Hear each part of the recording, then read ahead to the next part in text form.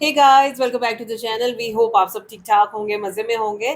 आज इस वीडियो पे हम रिएक्ट करने जा रहे हैं। उसका टाइटल है जी India's hottest desert village 55 degree Celsius in Thar.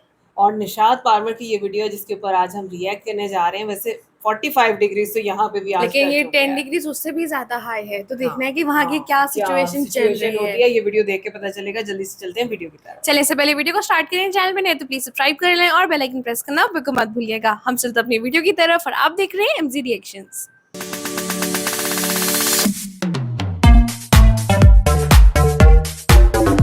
चलें जी, वीडियो को स्टार्ट करते हैं। 3, 2, 1 एंड गो।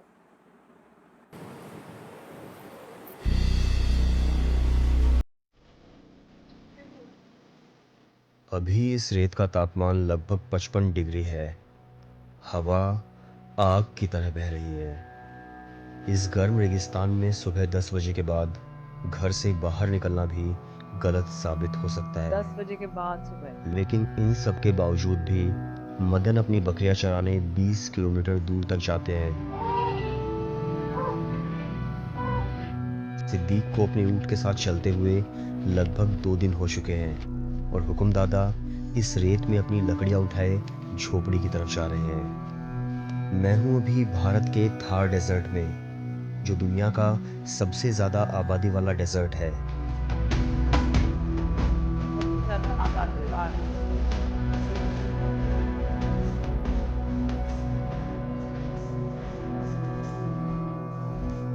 राजस्थान में जैसलमेर और बाड़मेर जैसे बड़े शहर हैं जहां सारी सुविधाएं आपको मिल जाती हैं, लेकिन कुछ ही किलोमीटर चलने के बाद आप पहुंचते हैं ऐसे गांव में जो रेगिस्तान के बिल्कुल बीचों बीच बसे हैं, जहां पानी सबसे ज़्यादा कीमती है।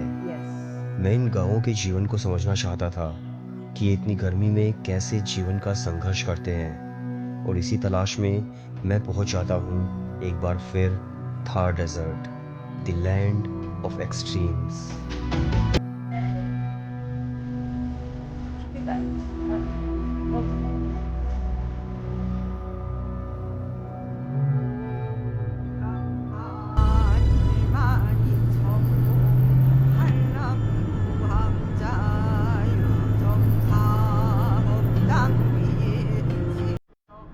आज से 7 महीने पहले मैं थार डेजर्ट आया था, लेकिन उस टाइम गर्मी इतनी ज़्यादा नहीं थी।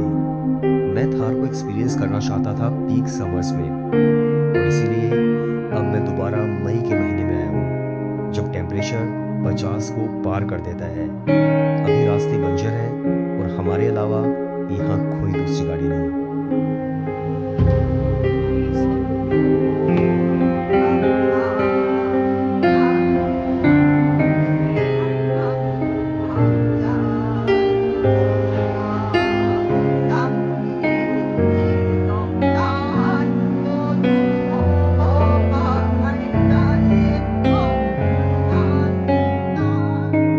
सो भी टेम्परेचर हो चुका है 49 डिग्रीज एंड ये एक्सट्रीम है। मतलब इतनी गर्मी मैंने कभी भी एक्सपीरियंस नहीं की है। मैं इस रोड पर खड़ा हूँ तो मुझे फील हो पा रहा है कि मेरा गला सूख रहा है, होंठ सूख गया है, और दूर दूर तक कोई इंसान नज़र नहीं आ रहा है। जो भी आसपास पेड़ है, बेसिकली कोई पेड़ नहीं है बल्कि झाड़ियाँ हैं। उन झाड़ियों की कोई छाया नहीं होती है। अगर कोई बड़ी झाड़ी है, थोड़ी सी छाया है, तो वहाँ पर आपको सारी गाय, सारी बकरियाँ और सारे ऊँट जो है वो बैठे हुए दिखाई देते हैं। तो ये एक्सट्रीम चीज़ है जो हम एक्सपीरियंस कर रहे हैं थार डेजर्ट में आकर के, एंड लैंडस्केप काफ़ी अच्छा है। यहाँ ज़िंदा रहने के लिए इंसान और जानवर दोनों एक दूसरे पर निर्भर हैं।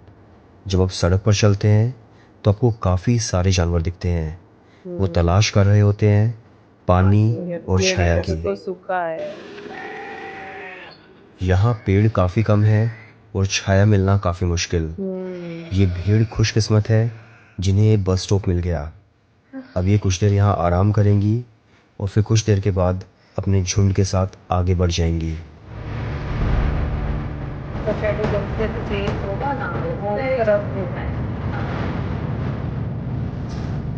और सड़क से कितने से आता ये लगा दे तो वैसे क्या फिर तेज क्या। सैकड़ों किलोमीटर फैले हुए इस रेगिस्तान के बीच कुछ तालाब बनाए गए हैं जो एक्सट्रीम ड्राइनेस में सर्वाइवल का जरिया बन सकते हैं। इसकी एक तरफ की लंबाई 100 मीटर तक है और ये तालाब मिलियंस ऑफ लीटर्स पानी स्टोर करता है। लेकिन कुछ जानवर 50 डिग्री तापमान को सहन नहीं कर पाते और बिना पानी के वो अपनी जान गंवा बैठते हैं। आपको सड़क के किनारे ऐसी कई बकरियां और गाय देखने को मिलती हैं। सो मैन वर्सेस वाइल्ड का तो मुझे नहीं पता, लेकिन ये है असली बीहड़ द थार डेजर्ट।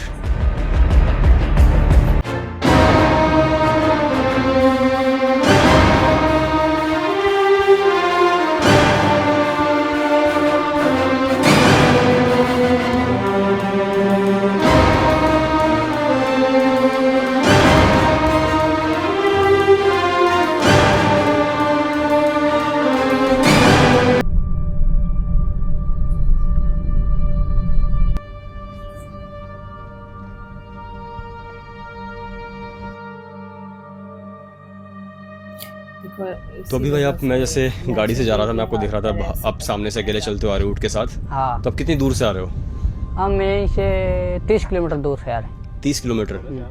और लगभग आपको कितने किलोमीटर हो जाना आगे? आगे तो कितना होएगा, 200 किलोमीटर लगभग है। 200 किलोमीटर? तो थोड़ा कम होएगा। तो मतलब कितना टाइम लगेगा आपको पहुंचने में? अब वो 2 दिन लग जाएंगे। 2 दिन? तो फिर रात में ऐसे कहाँ रुकोगे आप? रात के जंगल के अंदर रुक जाएंगे। जंगल में? हाँ, कोई गांव मिल गया तो उधर ही चले जाएंगे, नहीं तो जंगल के अंदर। और फिर खाने पीने का कैसे? खाने पीने का मिल गया तो ठीक है, नहीं तो कुछ नहीं, ऐसे ही चलते रहेंगे। हम सुबह से चल रहे हैं, इसके साथ साथ चल रहे हैं। थोड़ी मुश्किल तो है जिंदगी, मतलब आपको महसूस नहीं हो रहा है कि आपका हर रोज का काम है, लेकिन मैं जब बात कर रहा हूँ इनसे तभी मुझे लग रहा है कि कितना ज़्यादा मुश्किल काम है। मतलब वो तो है, बहुत मुश्किल काम है ना। हेलो भैया, नमस्ते, कैसे हैं? अच्छे हो? कहाँ जा रहे हो आप? इधर इस गांव में? कितनी दूर घर है आपका? 2-3 किलोमीटर। और कहाँ से आ रहे हो आप? नमस्ते, कहाँ से आ रहे हो आप? होगा 5 किलोमीटर। 5 किलोमीटर। आप कहाँ से हो? हम तो हरियाणा से हैं। सही। तो आप हर रोज़ ऐसे बकरे चलाने जाते हो? अच्छा, सही, थैंक यू। हाँ जी, आपके बकरे चले जाएंगे, मैं इसलिए थोड़ा लेट, कहीं आप लेट ना हो जाओ। Thank you. तो भाई लोगों के चेहरों पे तो वो एकदम स्माइल है, खुश है और अलग तरह की ज़िंदगी है। जैसे हम लोग ना पूरी इंडिया। हाँ जी, भोजन। सो अभी भैया ने जैसे ना हमसे चलते हुए भोजन के बारे में पूछ लिया। भैया अपनी बकरियाँ चला रहे हो, उन्होंने कहा कि भोजन करोगे, तो ये मतलब एक अलग चीज़ है ना, कि मतलब बड़े शहरों में शायद नहीं मिलेगा। हाँ, नहीं होती। थैंक यू भैया, बाकी ठीक, ओके। अच्छा लगा आपसे मिलके।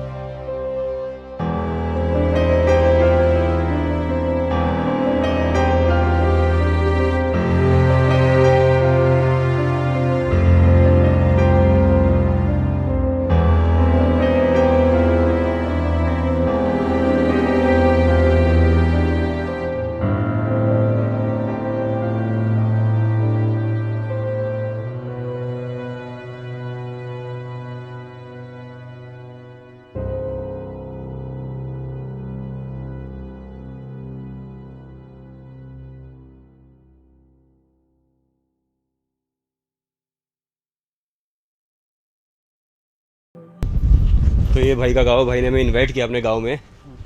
और गाड़ी तो मिट्टी में फंस गई है, लेकिन ये रेती में फंस जाती गाड़ी। रेती में फंस गई है, लेकिन ये गाँव इतना प्यारा सा गाँव है। ये झोंपड़ा है हमारा। ये झोपड़ा आपका? अच्छा, वो मेरा मकान है। आपका वो मकान है? हाँ, वो वाला। अच्छा, हवा तो बहुत तेज चल रही है। हाँ, तेज है और गर्म जैसी आ रही है। हाँ। और ये मेरा चाचा का, ये हमारी कोठड़ी है। कोठड़ी? हाँ। इसमें मतलब मेहमान वगैरह आते हैं ना, वो इसमें बैठते हैं। तो आप आज हम इसी में बैठाओगे? हाँ, अच्छा। इसमें बैठाएंगे आपको।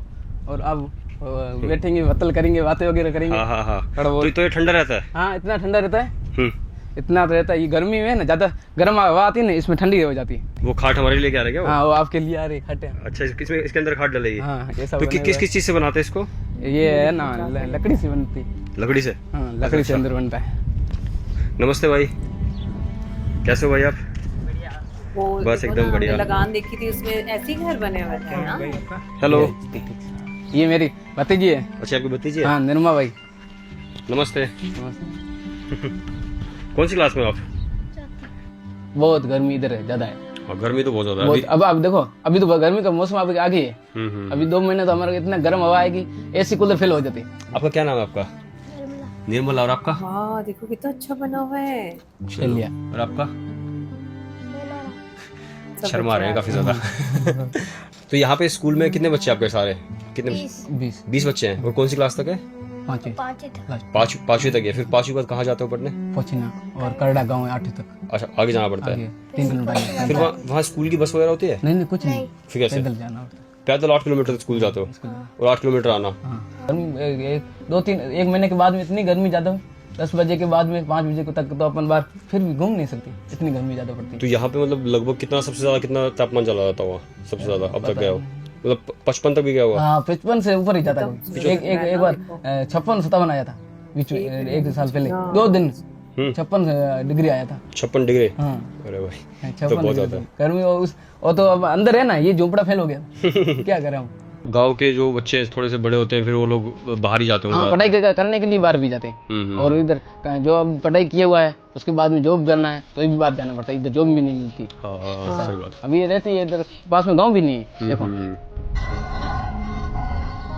गांव के हर घर के सामने कुएं बनाए हुए हैं जिसे भरने के लिए लगभग 1000 रुपए का टैंकर बुलाना पड़ता है। अभी आंटी कुएं से पानी निकाल रही है ताकि वो अपनी गाय को पिला सके।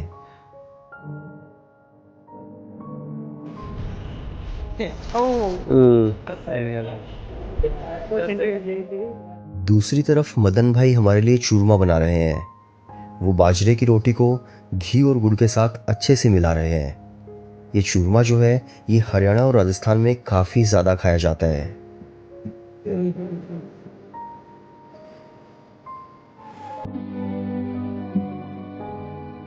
जब टेम्परेचर 50 डिग्री को पार कर देता है तो जानवर भी इस गर्मी को सहन नहीं कर पाते और गांव वाले लोग अपनी गायों के लिए भी एक झोपड़ी बनाते हैं और वो झोपड़ी थोड़ी सी ठंडी रहती है।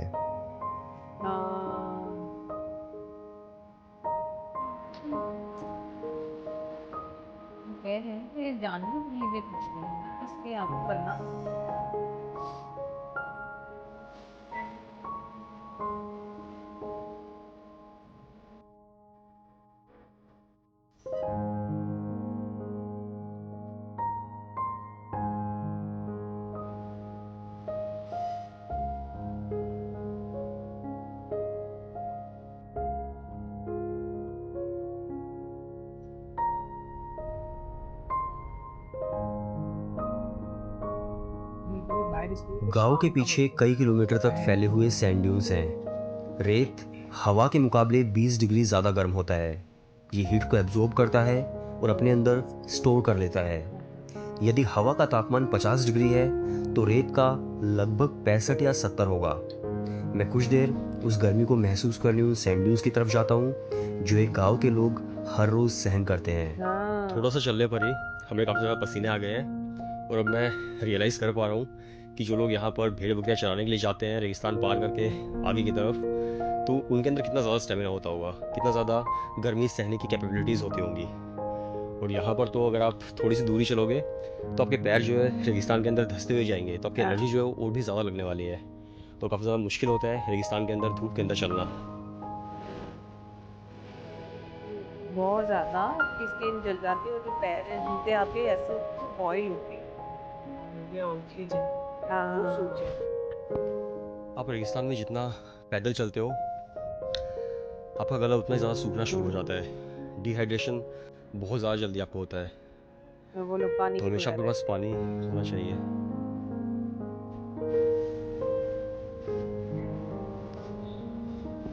टफ लाइफ है, बहुत टफ।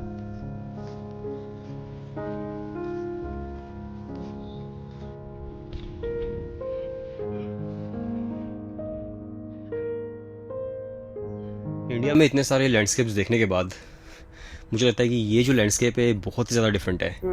बर्फ़ देख ली है, समंदर देख लिए हैं और अब रेगिस्तान, ये सच में अलग है। ये हैं हुक्मदादा जो हर रोज़ इन रेत के टीलों को पार करके लकड़ियाँ लेकर आते हैं अपनी झोपड़ी तक। ये कोशिश करते हैं कि दोपहर 12 बजे से पहले पहले वापस आ जाए, क्योंकि उसके बाद इस रेत का तापमान बहुत ज़्यादा बढ़ जाता है।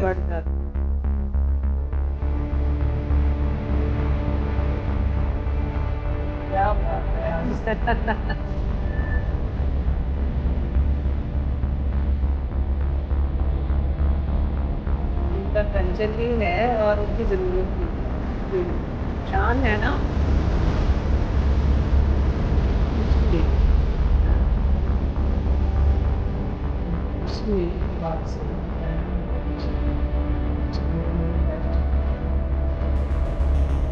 खाने पड़ेंगे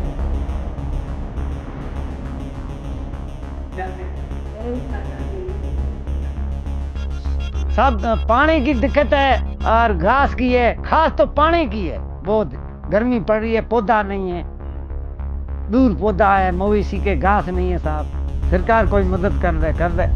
हाँ ऐसे ही जिंदगी पूरी ऐसे ही गुजार दी साहब। 60 वर्ष गुजार दिया, 62। हाँ 62 साल काम खेती करी साहब, दूसरा कुछ नहीं किया। खेती बाड़ी की, मवेशी की गाय बकरी, उस भेड़ को चलाते हैं, उसका कोई बकरा बीतता है, उसका कोई पैसा मिलता है। उसकी नौकरी वोकरी हमारे पास कुछ नहीं है। लड़का एक है, उसकी अभी शादी, हमको टावर नहीं मिलते, वो मजदूरी करता है, हम खाते भाई। चलते तो 12 बजे तक चलते, फिर हम तेजार पहननी पड़ती। ये तो ये बहुत नरम है, इसमें चलता जाता कोई बात नहीं। जो है ये जंगल उधर ही है, ऐसी है, नरम है रेती। इसमें सरकार कोई इधर खोल ले हमारे तो अच्छी बात हो जा। कोई एरिया वेरिया, कोई किसको चौकीदारी, बुढ़ा आदमी है, चौकीदारी लगा दे, पौधा की चाकरी कर ले। देख लो राजस्थान का ऐसा जूता है, देखो ये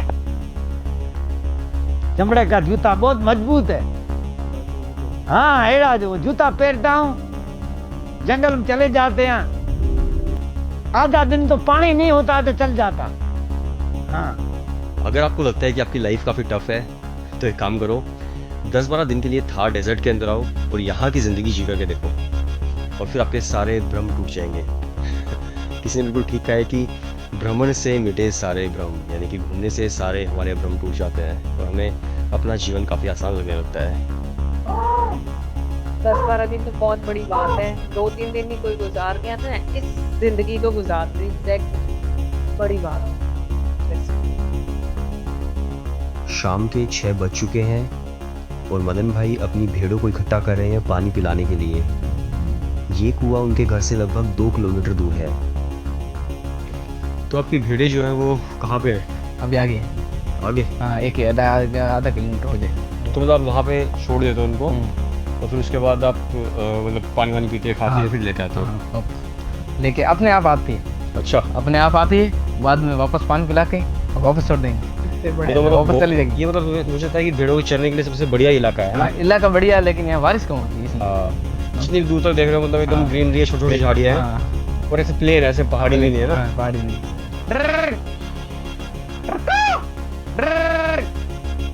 वो बार बार एक अलग तरह की आवाज़ लगाते हैं ताकि सारी भेड़ कुएं के पास इकट्ठा हो जाए।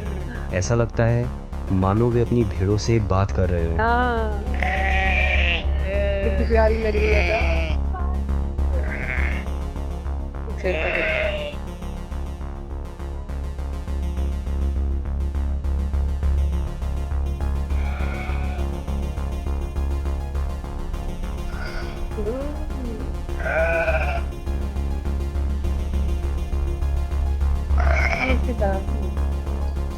कुछ देर बाद मदन भाई की आवाज़ सुनकर सारी भीड़ कुएं पर आ जाती है और उन्हें चारों तरफ से घेर लेती है। मदन भाई कुएं से पानी निकालकर सभी भेड़ों को पिलाते हैं। सूरज अब धीरे धीरे ढल रहा है, तापमान नीचे गिरता है और इसी के साथ सबकी प्यास बुझ जाती है। पानी पीने के बाद सारी भीड़ घर की तरफ चल देती है और यही उनका जीवन भर का डेली रूटीन है।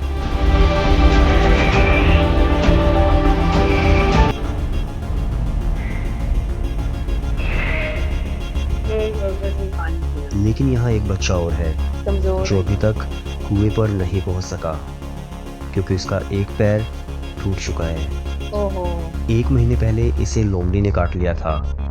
वो धीरे धीरे घास की तलाश में है। तभी मदन भैया पीछे से आते हैं और उसे गोद में उठा लेते हैं और उसे ले जाते हैं कुएं की तरफ। ऐसा है, इसको बिल्ली ने काटा है, लोमड़ी ने। हाँ, लोमड़ी ने काटा है। अब देखो इसका पेट टूट चुका था, अभी थोड़ा बहुत सही हो रहा है, ऐसा चल नहीं पा रही। और ये देखने में बहुत खूबसूरत है। अब क्या करे, इसका पैर खराब हो गया। कितना खूबसूरत है ये देखो।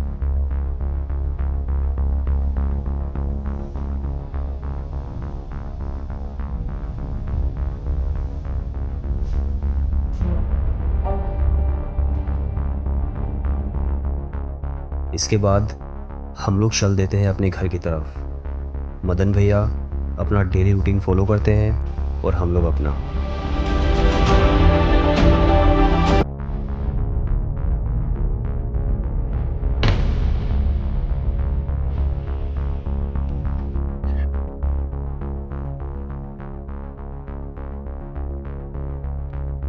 शेप्स देखिए।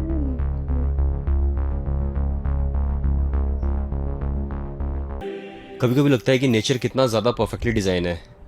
जहाँ पर पानी की कमी है वहाँ पर ऐसे पौधे उगते हैं जिन्हें पानी कम चाहिए होता है, जैसे कि कैक्टस।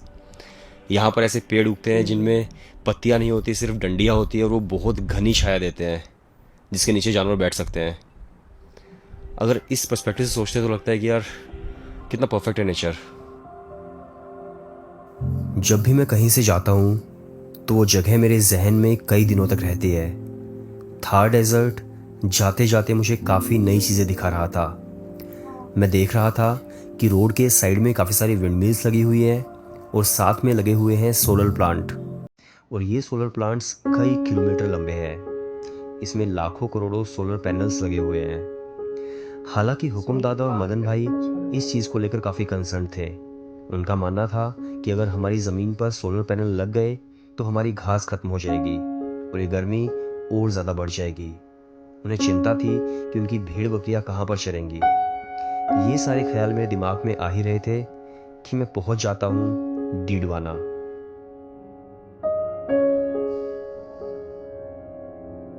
यहाँ देखो पानी की हाँ वही साइड में बड़ा। यस तो हम लोग तो बस रास्ते से निकल रहे थे और अचानक से मुझे ये लेक दिख गई। तो मुझे लगा कि चलो एक बार देख करके आते हैं कि कैसी है लेक और कैसे यहाँ पर नमक बनाया जा रहा है। तो मुझे तो बेसिकली थार डेजर्ट ही शूट करना था, लेकिन ये आया तो मुझे लगा कि चलो थोड़ा सा देख लेते हैं इसको। ये है डीडवाना सोल्ट लेक, जहाँ पानी से ज़्यादा नमक दिखाई देता है। ये सोल्ट प्रोसेसिंग यहाँ कई सालों से होती आ रही है। सबसे पहले लेक के पानी को छोटे छोटे तालाब बनाकर रोका जाता है। फिर राजस्थान की तेज़ धूप पानी को भाप बनाकर उड़ा देती है और नीचे बच जाती है नमक की एक मोटी परत। इसके बाद वर्कर इस नमक को इकट्ठा करते हैं और प्योरिफिकेशन के लिए फैक्ट्रीज में भेज देते हैं, जहां इसमें आयोडीन मिलाई जाती है और पैक करके ये हमारे घरों तक पहुंचता है। हाँ जी हाँ जी।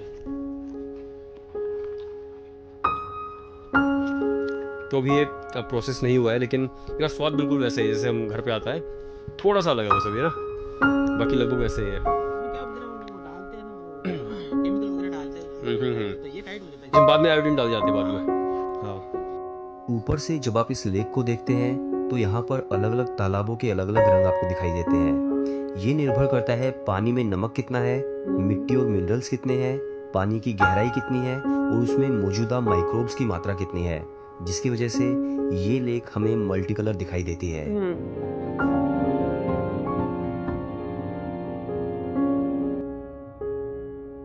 यार बहुत मुश्किल जिंदगी है। मतलब आप देखो कि अभी वीडियोस हम स्टार्टिंग में जब देखते हैं या थंबनेल देखते हैं तो हमें लगता है कि भाई कितनी खूबसूरत जगह है, हम और सीनरी को एडमायर करते हैं हाँ basically। लेकिन रियलिटी वो है जो हम इस वीडियो के अंदर देख रहे हैं ना। हाँ मतलब आप देखें कि सैंड किस कदर ज्यादा तपिश होती है, उसके ओए अंदर होए हीट होती है और वो लोग उस पे पैदल चल रहे हैं नंगे पांव। नंगे वो पाँव। खाली पानी की जरूरत पूरी करने के लिए उसी सैंड में कई किलोमीटर तक चलते हैं बिल्कुल। और उनकी लाइफ देखें। और उसी डेजर्ट के अंदर जो शहर है उनकी लाइफ देखें, कितना कंपैरिजन है, फर्क आ कितना फर्क जाता आता है। है देखो दोनों के। जो तो छोटे छोटे सिटीज आप वहाँ पे देख रहे हो, जी। हाँ जी, वहाँ के लोगों के लिए बहरहाल फैसिलिटीज हैं, Yes. लेकिन जो लोग आगे जाके जैसे ये छोटा सा एक गांव बना हुआ था, मेरा ख्याल है चंद घर थे यहाँ पे, और आप देखो कि शेड नहीं है, पानी नहीं है, आपको इंसानों को भी जरूरत है उस चीज की, जानवरों के लिए भी आपको इंतजाम। आप देखिए डेजर्ट पूरे का पूरा बैरन होता है, वहाँ पे कोई हाँ। एक दरख्त भी नहीं है जिसकी ऐसी छाए हो जिसके अंदर कोई बैठ जाए आके। जानवर जो हैं वो वहाँ पे मरे पड़े हुए हैं क्योंकि वो उस हीट को नहीं कर पाते कंट्रोल, रेजिस्ट नहीं कर resist पाते नहीं ना कर पाते। इतनी ज्यादा। और फिर उन्होंने बताया ना कि भाई